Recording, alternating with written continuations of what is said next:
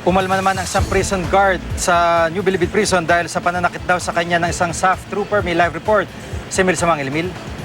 Magandang hapon, Jiggy. Pinasisiyasat na ni DILG Secretary Mike Sueno ang complaint na ipinail ng isang prison guard matapos na siya di umanong dibdiban ng isang SAF trooper na naka-detail din dito mismo sa New Bilibid Prison Maximum Security Compound.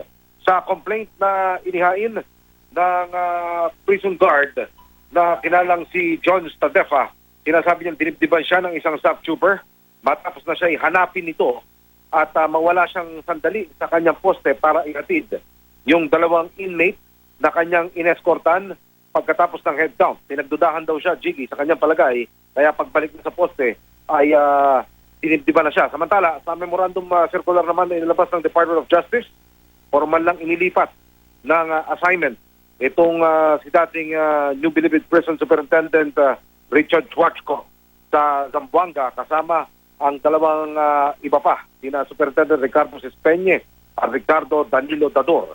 Sina Dador at Sespeñe ay minsan na ring sinibak at noon, kung magugunita natin, kasama ito sa mga sinibak ni DOJ Secretary noon, Laila de Lima, matapos na sumingaw ang balitang may 4 na starlet na nakapasok sa kubol ng mga victim na inmate noong December 24, bisperas ng Pasko, 2014. Sige.